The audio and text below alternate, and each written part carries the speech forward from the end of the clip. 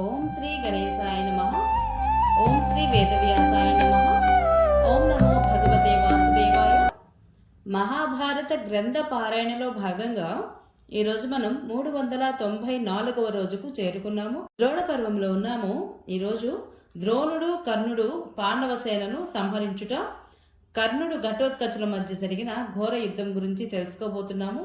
చాలా బాగుంటుంది, చివరి వరకు స్కిప్ చేయకుండా చూడండి. హరే కృష్ణ.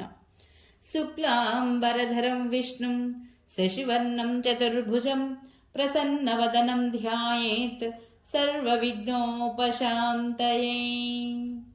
నారాయణం నమస్కృత్య నరం చైవ నరోత్తమం దేవీం సరస్వతిం వ్యాసం తతో జయముధీరయేత్.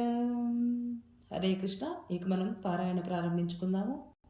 సంజయుడు చెబుతున్నాడు ధృతరాష్ట్ర మహారాజు తోటి, మహారాజా, పాండవులు తన సైన్యాన్ని నాశనం చేయడం చూసి అది పారిపోవడం చూసిన దుర్యోధనుడు చాలా కోపం వచ్చింది. అతడు వెంటనే ద్రోణాచార్యుడు కర్ణుడి వద్దకు వెళ్ళి అమర్ష భావంతో ఇలా అంటున్నాడు. ఇక్కడ అమర్ష భావము అంటే అవమానంతో కూడినటువంటి అసహనము. ఇప్పుడు పాండవ సైన్యము మన సైన్యాన్ని విధ్వంసం చేసి వేస్తుంది. మీ ఇద్దరూ దానిని జయించడానికి సమర్థులై ఉండి కూడా అసమర్థుల వలె తమాషా చూస్తున్నారు.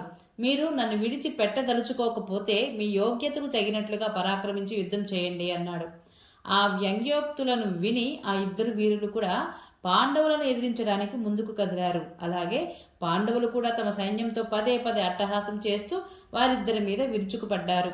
ద్రోణాచార్యుడు కోపంతో సాత్యకిని 20 బాణాలతో నొప్పించాడు. ఆ వెంటనే కర్ణుడు 10, మీ పుత్రుడు 7, వృషసేనుడు 10, శకుని 7 బాణాలను వేశారు. అటు ద్రోణాచార్యుడు పాండవ సైన్యాన్ని సంహరించడం చూసి సోమక వీరులు వెంటనే అక్కడికి చేరుకొని అన్ని వైపుల నుండి ద్రోణాచార్యునిపై బాణాలు కురిపించసాగారు. ద్రోణుడు కూడా 4 వైపులకి బాణాల జడివాను కురిపిస్తూ క్షత్రియుల ప్రాణాలు తీయడం మొదలుపెట్టాడు. అతని దెబ్బలకు గిలగిలలాడి పాంచాల యోధులు ఆర్తనాదాలు చేయసాగారు. ఒకడు తండ్రిని వదిలి పారిపోతే వేరొకడు కొడుకులను వదిలి పారిపోతున్నారు. ఎవరికి కూడా తన తోడ పుట్టిన తమ్ముడని, మామ అని, అల్లుడని జ్ఞానం లేకుండా పోయింది. మిత్రులను, సంబంధీకులను, బంధువర్గాన్ని విడిచివేసి అందరూ వేగంగా పారిపోతున్నారు. అందరికీ తమ తమ ప్రాణాలతోనే లంకే. కృష్ణార్జునులు, భీమసేనుడు, యుధిష్ఠిరుడు, నకుల సహదేవులు చూస్తూ ఉండగానే వారి సైన్యము ద్రోణుడి దెబ్బలు తట్టుకోలేక మండుతున్న వేల కాగడాలను పారవేసి ఆ రాత్రి వేళ పారిపోయింది. అన్ని వైపులా అంధకారమే రాజ్యమేలుతోంది. ఏమీ తెలియడం లేదు. కేవలం కౌరవ సైనికులు దీపకాంతిలోనే శత్రువులు పరుగులు తీయడం కనిపించింది. పారిపోతున్న సైన్యానికి వెనుక నుండి కూడా బాణాలు వర్షించి ద్రోణుడు, కర్ణుడు వారిని చంపివేస్తున్నారు. ఇదంతా చూసి శ్రీకృష్ణుడు అర్జునుడితోటి, అర్జున, ద్రోణుడు, కర్ణుడు, దృష్టద్యుమ్న సాత్వికులను ఇంకా పాంచాల యోధులందరినీ కూడా తమ బాణాలతో మిక్కిలిగా గాయపరుస్తున్నారు. వారి బాణ వర్షానికి మీ యోధుల ప్రాణాలు కడగంటుతున్నాయి. ఇక సైన్యం ఆపినా ఆగడం లేదు అన్నాడు శ్రీకృష్ణుడు. కృష్ణుడు ఇలా అన్నాక కృష్ణార్జునుడు ఇద్దరు కలిసి సైనికులతో, పాండవ సేనా యోధులారా, మీరు భయపడి పారిపోకండి. భయాన్ని మీ హృదయాల నుండి పారద్రోలండి. మేము ఇక్కడ వ్యూహరచన చేసి ద్రోణ కర్ణులను దండించే ప్రయత్నం చేస్తాము అన్నారు. శ్రీకృష్ణుడు ఇలా అంటూ ఉండగానే భీమసేనుడు తన సైన్యాన్ని మరలించుకొని శీఘ్రంగా అక్కడికి చేరుకున్నాడు. అతడు రావడం చూసి కృష్ణుడు మళ్ళీ అర్జునుడితోటి, పాండునందన, ఇదిగో చూడు, భీమసేనుడు సోమక పాంచాల యోధులను వెంట పెట్టుకుని మహావేగంగా ద్రోణ కర్ణుల వైపు వెడుతున్నారు. ఇప్పుడు సైన్యానికి ధైర్యం కలిగించడానికి నీవు కూడా వారితో పాటు కలిసి యుద్ధం చేయి అన్నాడు. అనంతరం కృష్ణార్జునులు ద్రోణ కర్ణుడు వద్దకు వెళ్లి సేనకు అగ్రభాగంలో నిలుచున్నారు. ఆపై యుధిష్ఠిరుని యొక్క మహాసైన్యం కూడా తిరిగి వచ్చింది. ద్రోణుడు, కర్ణుడు మళ్లీ శత్రు సేనలను సంహరించడం మొదలుపెట్టారు. ఇరు పక్షాల మధ్య తీవ్ర యుద్ధం జరగసాగింది. ఆ సమయంలో మీ సైనికులు కూడా ఉన్మత్తుల వలె చేతులలోని దివిటీలను విసిరివేసి పాండవులతో యుద్ధం చేయసాగారు. నలువైపుల అంధకారము, ధూళి వ్యాపించి ఉన్నాయి. స్వయంవరంలో రాజులు తమ పేర్లను చెప్పుకొని పరిచయం చేసుకున్నట్లుగా ఆ యుద్ధరంగంలో కూడా ప్రహరించే యోధుల నోటి వెంట వారి వారి పేర్లు వినవస్తున్నాయి. దీపాల వెలుతురు కనపడుతూ ఉన్న చోట్లలో కాల్బలము మిడుతల దండులాగా విరుచుకుపడసాగింది. ఈ రీతిగా యుద్ధం చేస్తూ ఉండగానే ఆ రాత్రి వేళ చీకటి దట్టమైంది. కర్ణుడు దృష్టద్యుమ్నుడి రొమ్మున మర్మ భేదకాలైన 10 బాణాలను నాటాడు. దృష్టద్యుమ్నుడు కూడా కర్ణుడిని 10 బాణాలతో నొప్పించి వెంటనే బదులు తీర్చుకున్నాడు. ఈ రీతిగా వారిద్దరూ పరస్పరము బాణాలతో నొప్పించుకోసాగారు. కొద్దిసేపటికే కర్ణుడు దృష్టద్యుమ్నుడిని గుర్రాలను చంపి సారథిని గాయపరిచాడు. పైగా వాడి బాణాలతో అతని వింటిని నరికి ఒక భల్లంతో సారథిని కూడా చంపివేశాడు. అప్పుడు దృష్టద్యుమ్నుడు ఒక భయంకరమైన పరిగతో కొట్టి కర్ణుడి యొక్క గుర్రాలను నుజ్జు చేసివేశాడు.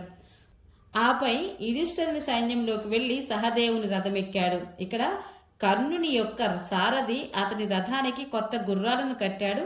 ఇక కర్ణుడు మళ్లీ పాంచాల యోధులను తన బాణాలతోటి బాధించసాగాడు.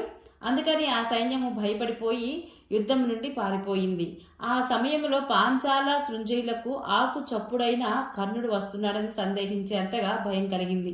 కర్ణుడు పారిపోయి ఆ సైన్యాన్ని కూడా వెంటబడి బాణాలు వేసి తరిమి కొట్టాడు. తన సైన్యం పారిపోవడం చూసి యుధిష్ఠిరుడు కూడా పారిపోవాలనే తలంపుతో అర్జునుడితోటి, ధనంజయ, నీవు బంధువుగా సహాయకుడిగా ఉన్న మన సైన్యం యొక్క ఆర్తనాదాలు కూడా నిరంతరం వినపడుతూ ఉన్నాయి. వీళ్ళు కర్ణుడి బాణాల దెబ్బలకు విలువలలాడిపోతున్నారు. ఇప్పుడు కర్ణుడిని వధించడానికి ఏం చేయాలో అది చెయ్యి అన్నాడు. ఇది విని అర్జునుడు శ్రీకృష్ణుడితోటి, ఓ మధుసూదన, ఈ రోజు యుధిష్ఠిర మహారాజు కర్ణుడి పరాక్రమం చూసి భయపడిపోతున్నాడు. ఒకవైపు ద్రోణాచార్యుడు మన సైనికులను చావు దెబ్బ కొడుతున్నాడు. ఇంకొక వైపేమో కర్ణుడి భయము నీడలా వ్యాపించింది. అందుకని వారు పరుగులు తీస్తున్నారు. వారికి నిలువ నీడలేదు. పరిగెడుతున్న వారిని కూడా కర్ణుడు వెంటబడి బాణాలతో కొట్టడము నేను చూస్తూ ఉన్నాను. కాబట్టి ఇప్పుడు కర్ణుడున్న చోటికి తీసుకువెళ్ళు. ఈ రోజు నేను అతనిని చంపడమో లేక అతడు నన్నో, ఈ రెండింటిలో ఏదో ఒకటి జరిగి తీరుతుంది అన్నాడు. శ్రీకృష్ణ భగవానుడప్పుడు, అర్జున, నిన్ను ఘటోత్కచుడిని మినహాయించి వేరెవరూ కర్ణుడిని ఎదుర్కొనేవారు లేరు. కానీ అతనితో నీవు యుద్ధం చేసే సమయం ఇంకా రాలేదు.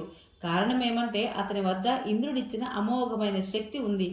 అది నీకోసమే అతడు దాచి ఉంచాడు. నా ఉద్దేశంలో ఘటోత్కచుడే ఇప్పుడు కర్ణుడిని ఎదిరించాలి. అతని వద్ద దివ్యము, రాక్షసము, అసురము అనే 3 రకాల ఆయుధాలు ఉన్నాయి. కాబట్టి అతడు తప్పక కర్ణుడిపై విజయం సాధిస్తాడు అన్నాడు. శ్రీకృష్ణుడు ఇలా చెప్పాక అర్జునుడు ఘటోత్కచుడిని పిలిపించాడు. అతడు కవచము, ధనస్సు, బాణము, కత్తి మొదలైన వాటితో సన్నద్ధుడే అర్జునుడి ఎదుటికి వచ్చాడు. కృష్ణార్జునులకు నమస్కరించి కృష్ణుడి వైపు చూసి, మీ సేవ కోసం వచ్చాను, ఆజ్ఞాపించండి, ఏమి చేయమంటారు అని అడిగాడు. భగవానుడు నవ్వుతూ అప్పుడు, నాయనా ఘటోత్కచ, నేను చెప్పేది విను. ఈ రోజు నీ పరాక్రమం చూపే సమయం వచ్చింది. ఈ పని ఇతరుల వలన అయ్యేది కాదు. నీ వద్ద ఎన్నో రకాల ఆయుధాలు ఉన్నాయి. రాక్షసమాయ ఉండనే ఉన్నది. హిడింబానందన, చూస్తున్నావు కదా, గొడ్ల కాపరి గోవులను తోలినట్లుగా కర్ణుడు నేడు మన పాండవ సైన్యాన్ని తరిమి కొడుతున్నాడు. మన దళంలోని ప్రధాన క్షత్రియులందరినీ అతడు చంపివేస్తున్నాడు. అతని బాణాల దెబ్బలకు మన సైనికులు నిలవలేకపోతున్నారు. యుద్ధరంగం నుండి పారిపోతున్నారు. ఇలా కర్ణుడు సంహరించడంలో నిమగ్నమై ఉన్నాడు. అతనిని అడ్డగించే వారు నీవు తప్ప వేరెవరూ కనపడడం లేదు. ఇప్పుడు నీ బలం అంతులేనిది, మాయ దుస్తరమైనది. ఎందుకంటే రాత్రి వేళ రాక్షస బలం ఎక్కువగా పెరుగుతుంది. వారి పరాక్రమానికి అంతు ఉండదు. శత్రువులు వారిని అణచలేరు. ఈ అర్ధరాత్రి వేళ నీవు నీ మాయను వ్యాపింపజేసి మహాధనుర్ధరుడైన కర్ణుడిని చంపు. దృష్టద్యుమ్నాది వీరులు ద్రోణుడిని కూడా వధిస్తారు అని చెప్పాడు. శ్రీకృష్ణుడు చెప్పడం పూర్తి కాగానే అర్జునుడు కూడా ఘటోత్కచునితో, నాయనా ఘటోత్కచ, నిన్ను, సాత్యకిని, భీమసేనుడిని మాత్రమే మన సైన్యంలో ప్రధాన వీరులని నేను అనుకుంటున్నాను. ఈ రాత్రి నీవు కర్ణుడితో ద్వంద్వ యుద్ధం చెయ్యి. మహారథి సాత్యకి వెన్నంటి నిన్ను రక్షిస్తాడు. సాత్యకి సహాయంతో నీవు కర్ణుడిని వధించు అన్నాడు. ఘటోత్కచుడు అప్పుడు, భారత, నేను ఒక్కడినే కర్ణద్రోణులకు ఇంకా ఇతర క్షత్రియ వీరులకు కూడా సరిపోతాను. భూమి ఉన్నంత వరకు లోకులు చెప్పుకునేలా ఈ రోజు రాత్రి నేను సూతపుత్రునితో యుద్ధం చేస్తాను. నేడు రాక్షస ధర్మాన్ని ఆశ్రయించి నేను కౌరవ సైన్యాన్ని అంతటిని సంహరిస్తాను. ఎవరినీ ప్రాణాలతో వదలను అన్నాడు. ఇలా అని ఘటోత్కచుడు మీ సైన్యాన్ని భయభ్రాంతులకు గురి చేస్తూ కర్ణుడి వైపు బయలుదేరాడు. కర్ణుడు కూడా అలవోకగా అతనిని ఎదుర్కొన్నాడు. ఆపై అట్టహాసం చేస్తున్న ఆ ఇద్దరి వీరుల మధ్య ఘోర సంగ్రామం ఆరంభమైంది. ఏం జరిగిందో రేపటి రోజున మనం తెలుసుకుందాము. హరే కృష్ణ. ఈ వీడియో మీకు నచ్చినట్లయితే please subscribe my channel, like, share, comment please. Thank you.